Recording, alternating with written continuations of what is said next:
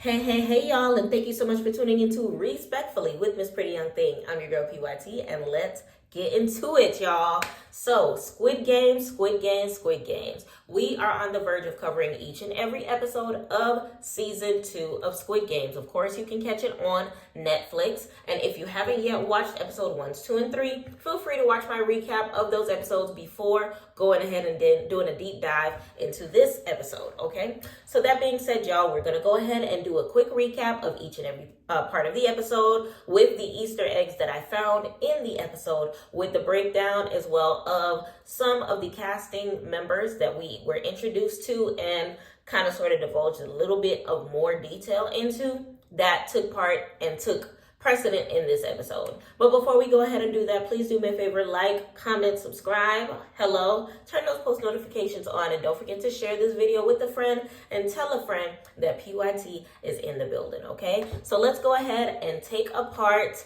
and digest and dissect season 2, episode 4 of Squid Games, entitled Six Legs. So the episode kicks off with a big bow on a coffin. Okay, it was definitely an extremely interesting, intricate way to start off the episode. But you see the soldiers with the 0 on their face, which I'm assuming are the unaliving workers, were kind of sort of putting those boxes to the side before we go into a scene that has them giving the food over to the people playing the game. So the game, of course, you gotta be there all day. You gotta be there every day. Ain't no escaping. So let's go ahead and have a quick meal. So you have 456 chilling with his homeboy or whatever the case may be, and he's trying to get him to eat his food, have regular conversation, but he wasn't really feeling it. He was letting him know, like, yo, this is serious. People are dying. You saying you want to go for one more game, but what if you don't make it through the next game to begin with to be able to see another game or whatever the case may be? So by the time they're having that conversation, 001 kind of sort of leads the front to the people who chose to stay in the game, saying, hey, you've been here before, so you know what the next game is. So you can help us get more money so that we can get up out of here. So from there, it's one of those things where a whole bunch of them are kind of sort of pressing, asking what the next game is going to be. And from his memory, it's a game called Dalgona, which is basically the honeycomb game that he ended up licking his way to victory out of in season 1. So remember, he ended up getting the umbrella, and he said that the easiest shape to do was the triangle. There was a circle, I want to say a square, a whole bunch of shapes or whatever the case may be. So all of them are pressing on the instance that if we go ahead and do this game and we do Dalgona, we can lick our way to getting that set, okay? So on the other hand, we have the boy with his mother. He's looking for his mother, trying to let her know what the tea that he overheard with the Dalgona game. He ends up finding his mother, who is giving her extra eggs over to the I think she's pregnant 222. So 222 is pregnant by 333, which is the same one that owes everybody money from the stocking situation that happened to have them there in the first place. So of course he's dragging his mother away, like, yo, why you bothering this lady? He don't know that she's pregnant. So it is what it is. But then from there, we go back to the scene of 390, 456, and 001, kind of sort of talking about the fact that, you know, they are ready to kind of sort of do their best to get through this game. So then from there, we get introduced to Agent 388, well, player 388 in this case. And he happens to be a big fan of 456. He loved the fact that he did the little, signal to help everyone through. And it turns out that he is a member of, he was a soldier back in the day, which we know that 456's bestie was a soldier as well. So they over here, a 10 hunt soldier. Yes, sir. Sir, yes, sir. He got him over here patting him on the shoulders, doing these little tricks or whatever the case may be. So we got a couple soldiers there or whatever. So we go over to 333. 333 is trying to eat his food, be his peace, mind his business. And of course, we have Thanos. Thanos is still mad that he lost all his money and his fortune and his fame to the YouTube videos of 222. So he's coming to bother him and everything of that nature, basically letting him know, like, look, when we get out of here, you better be winning so that I can take your money, because your money is my money. Takes his food, throws it in his face. Very dramatic, very much bully Listen, it is what it is. It sucks that 222 is in this position because he actually got the 4 different people in there because of his own circumstances with his YouTube channel. That turns into a whole fight, or whatever the case may be. They trying to fight him, pin him down. 001 gets himself involved because no one else is helping in the situation, and 001 is basically like, yo, you over here doing the most. You respect your elders, people trying to eat. Thanos is just like, what you gonna do about it, old man? This part I found to be extremely interesting because by the time Thanos started picking at him, calling 001 old man and everything like that, the second that he said, don't talk to me like that, save that energy for your children, ha! That man grabbed him in a nice twisting tiger chokehold situation, and it was a wrap. And that told me that he gets triggered by anything involving his wife and his child. Remember, in the story that he told, his wife was extremely hard-headed, and it was between her having an abortion and saving her life and her giving up her life or sacrificing herself by way of having a child. So this is all sensitive matters to 001, aka frontman, aka the officer's brother. So let me know in the comments whether or not you picked up on that too. So then from there, 001 ends up drop kicking this man to the floor, okay, roundhouse circumstance, getting him right there, and he was ready to pounce on him, but I feel like that trance that he was in to go into defense mode for his family, he kind of sort of got out of it, and it made him look like the protagonist in the circumstance, and everybody just went into a round of applause for him kind of sort of beating up the bully in this situation. So then we break out to the chambers of Team Triangle. So we already know Sister Soldier, okay, is a member of Team Triangle. So she is there getting into her chambers. Her number is 011. So she goes in order to kind of sort of sit down after, you know, they did a hard day of work of soldiering or whatever the case may be. Because remember, this was right after they played red light, green light. She's washing her face, thinking about the memory of seeing her coworker that is there trying to save money for his own daughter. So it becomes real for her in that circumstance. See her looking in the mirror, kind of sort of thinking about it. Then with her reflecting on her, you get back into the room with the players where they're reflecting on their decisions, reflecting on seeing that money stacked up in that big chamber. No one can really sleep because they're thinking about the fact that they have to endure another game, and they all kind of sort of are probably all thinking the same thing. Just one more game. Nobody can sleep. Everyone is just looking up at that big old piggy bank in the sky with all of those hundreds and millions of one in it. Let me know in the comment whether or not you feel like you would have been able to endure one more game, or whether or not you would have been choosing team let's get out of here. So then from there, 001 ends up checking out 456 to see if he's awake, and basically lets him know, look, I didn't mean to not have your back by selecting that I wanted to stay here. And that's when he kind of sort of gives the sob story that we talked about earlier. He kind of sort of gives the backstory of why he chose to continue with the game. Basically saying that he has a sick wife. She has a terminal disease. She needs organ, or whatever the case may be. It's an extremely expensive procedure. And he needs the money in order to go back and, you know, take care of that, or whatever the case may be. Now, this is a big Easter egg. Reason why is because if you paid attention to last episode when his brother, okay, catch up with me now. His brother went to the gravesite of his wife who passed away from a terminal illness, okay? So it's not that 001 was lying or making up a story about what actually happened for him to get there in the first place. It's one of those things where it seems as if him, which we know 001 is the front man, he's kind of sort of saying this, which is the exact reason that got him into the game in the first place. And that is the same excuse that he's using again, now that he's back into the game again, even though his wife has already, you know, passed on.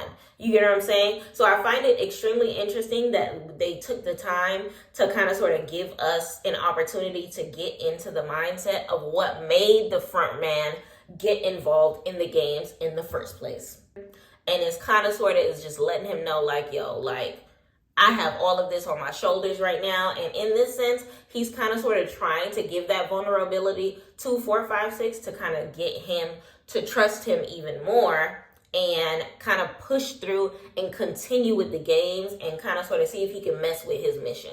It kind of sort of was working because at this point in time, 456 believes him, you know, for everything that he says, and they kind of sort of become friends in that sense. So we move on to the soldiers, okay? So we have a bunch of the doctor soldiers that are kind of sort of opening the graves and working on these people or whatever the case may be, just to realize that the ones that were alive that had the cross on them were actually ended up getting a unalive shot to the head, okay, by Sister Soldier. They end up telling the squares, which are the supervisors, that is the case. They end up going to her chambers, letting her know, hey, the person in charge wants to talk to you. In this case, person in charge is called the officer, okay? So the officer wants to talk to them. They bring her up into the maze of the squid rooms. And you can see that the only person that can come into the room that they're going to are the squares. Keep that in mind for later on in the series. So they ended up bringing her to the room of the officer. In this case, the officer is the one that's in charge because the front man is in the game. Keep that in mind as well. So he ends up telling her, look, I had your back. We had a job to do. You only had one job, and that was to just shoot and just leave the rest to us. And she said, no, you said that I came up in here in order to make sure that people who are going through a lot were put out of their misery. And it doesn't seem like that's the case in that circumstance. So I can understand it from Sister Soldier's perspective, aka Soldier 011, because if I came in here off the strength of putting people out of their misery, and we know she had those slashes on her wrist, so she, in a sense, can relate to wanting to be put out of your misery. That's all she was trying to do. And they're basically telling her, like, look, we trying to take some organs out. We got a whole nother mission that we're trying to come across, or whatever the case may be. You kind of sort of stopping that. Are you going to stop? Nah, I'm not going to stop.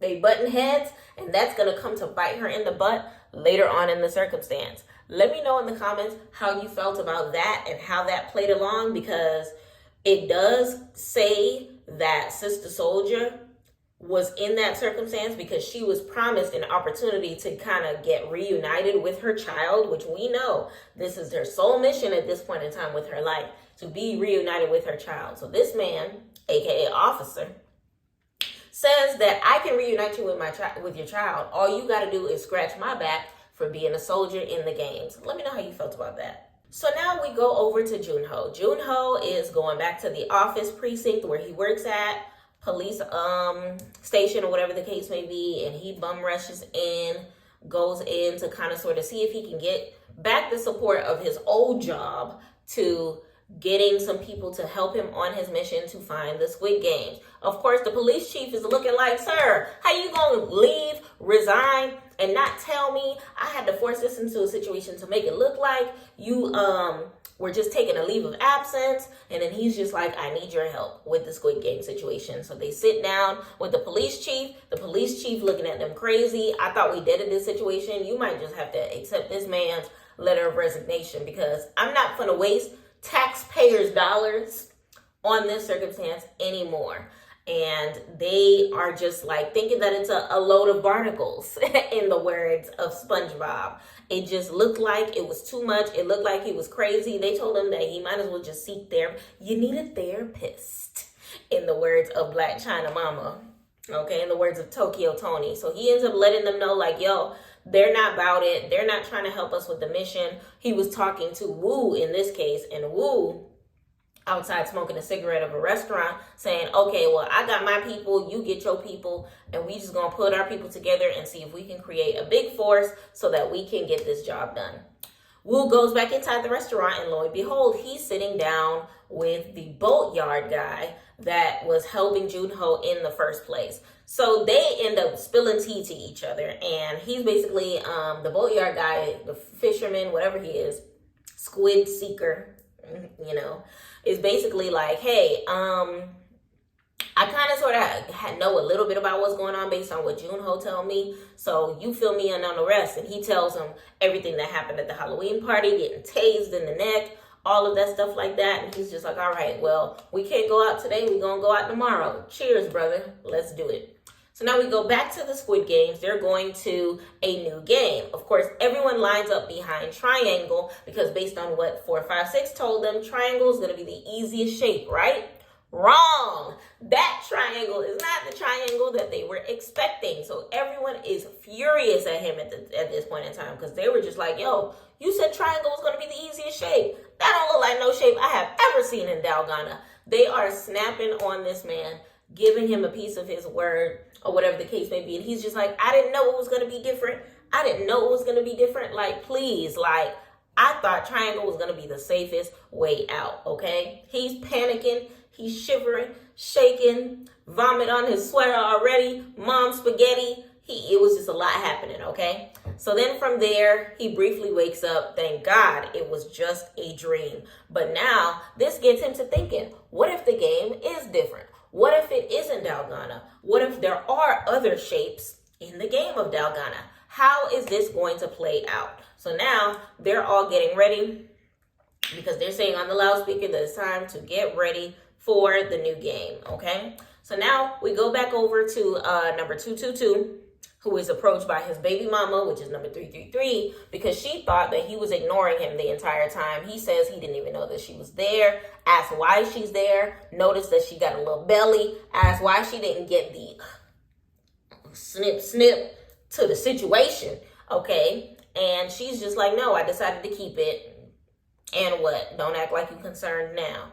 So he's just like, oh, we should stick together, whatever the case may be. The announcement says time to get ready for the game. She's just like, look, I tried to escape, but you chose 0 while I chose X. So the reason is that I don't want to be with you is because you playing too much games, and now you got me in these Squid Games, okay? So now, back over to 456 and his homeboy.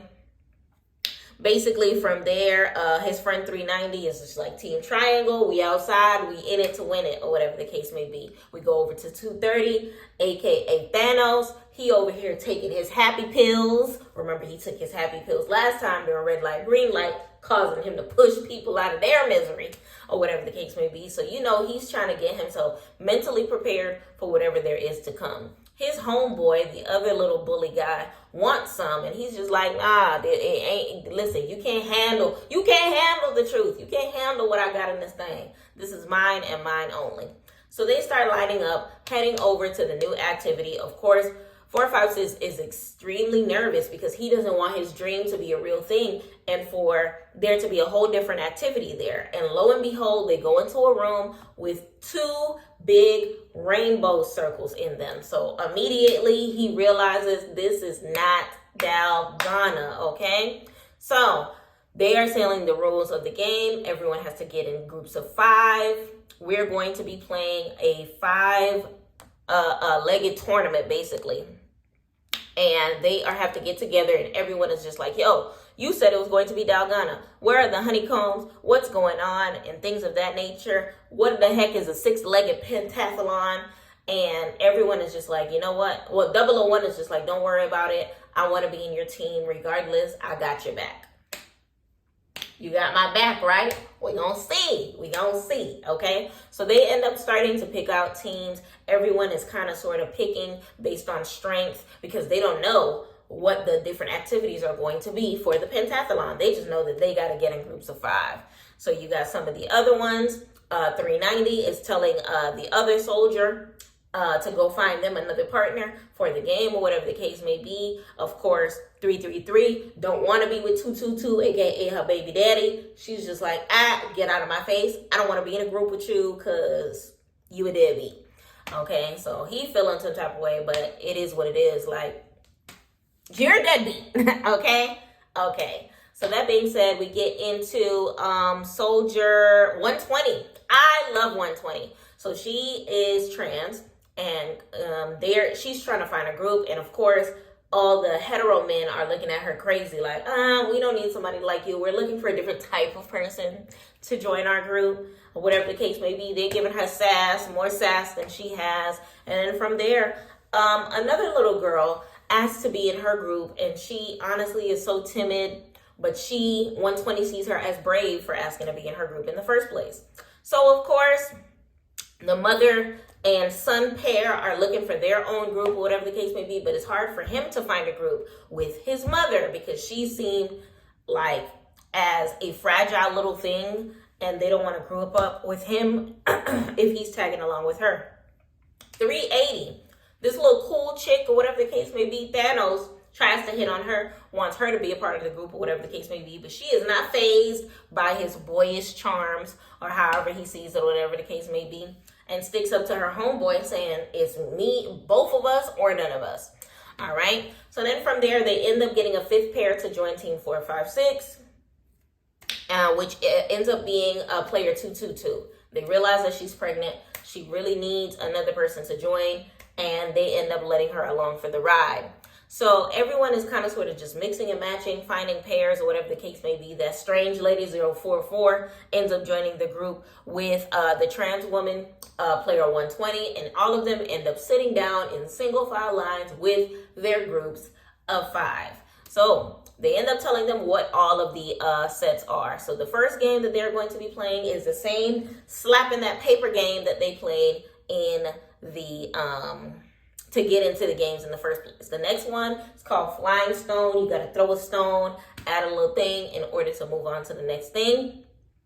The next game that they play is kind of like dice. You got 5 dice, throw them on the floor, catch them, throw them on the floor, catch, or throw it in the air, catch it rather. And you got to do the flip and then flip it back and catch every single one. The next one is a little thing with like a top, a spinning top, or whatever the case may be. You got to kind of sort of spin it, tie it together, fling it, and make sure that the top is able to stay afloat in order to get past it. And then the last one is kind of like a kicking, volleyball-ish type of situation where you got to kind of sort of knock the thing on your feet 5 times. Okay, so they had 5 minutes to do 5 activities. So they had a couple minutes to kind of sort of figure out between each other who they could kind of sort of do what activity, or whatever the case may be. So team 456's team is kind of sort of everyone saying what they're good at based on, you know, all of the special skills, or whatever the case may be, which games that they're more familiar with, and everything like that. So everybody is getting ready. So it's going to be 2 versus 2, well, 5 versus 5 in this case. 2 teams versus each other, which is why there's 2 circles in the same time.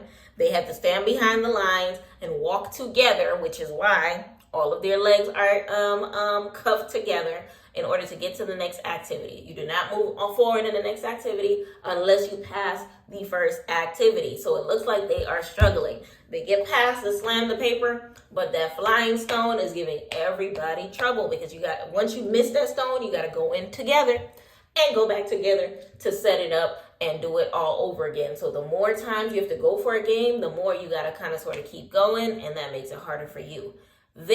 Both teams end up getting eliminated. Now, one of the team members end up surviving. They put a cross on his, box, or whatever, by the time they put him in it, or whatever the case may be. And you can tell that the box signifies that the person in here still got some life in them, or whatever the case may be. So by the time they set it up, getting all the bodies out, or whatever the case may be, Agent 011, our favorite triangle, Sister Soldier, orders them to reopen the box, and she eliminates the person that is in the box. Of course, the whole time, Officer is watching this and seeing that she is not listening to his direct order for her to stay out of the operation to save as many bodies as possible so that they can take those organs out, because if they're not alive as long as possible, it'll be harder for them to harvest organs in there. She's kind of sort of messing with the operation. So now the next team is up is, I want to say the trans woman with the little girl, with the boy and his mama, and that crazy lady 044. They're all lined up and they are ready to go. And from there, that's where the episode plays off. Before the episode ends up playing off, I did notice that on the window behind them, they kind of sort of had that like 5 people together with their legs tied, and kind of sort of had that mapping out of what the game was that they were playing in the first place. And that kind of sort of reminded me and made me realize in this series, at least for season 2, season 1, they actually had it on the walls in their sleeping quarters. And this season, they don't have that emphasis of it because they're not taking away the beds that they were in season 1. So let me know in the comments whether or not you peep that, whether or not you feel like that is something that, you know, executive producers kind of sort of missed an opportunity to grasp the same way that they grasped it in the last series, or whether or not it was done on purpose. But I did realize that they kind of sort of panned out to that chalkboard that had everything on it. So maybe that chalkboard might be telling us more than just the activity that we got going on right here. Let me know in the comments what you felt about this episode. Let me know in the comments how you felt about the games. Let me know in the comments how you feel about Sister Soldier taking matters into her own hands by eliminating everyone just like she thought was her job to do in the first place. Let me know in the comments how you feel about the officer being the one person that is the link between Sister Soldier, aka 011, and her child, okay? Let me know in the comments how you feel about the dynamic between 222 and 333, aka baby father and baby mama, okay? And also let me know in the comments how you feel about 001 as far as his story of his past, his wife with the illness, or whatever the case may be, and how he is able to take his story and kind of sort of put it in fold with the situation that is at hand, even though it is a story of the past and not the present. I appreciate y'all so much for taking the time to tuning in to episode 4 of Squid Game season 2 with me. Let me know in the comments how you felt about my breakdown, and don't forget, like, comment, subscribe, turn those post notifications on, and please join me as we break down episode 5 in one of my latest videos. I appreciate y'all for being tuned right here with me, and thank you so much for watching PYT TV. Mwah. Respectfully.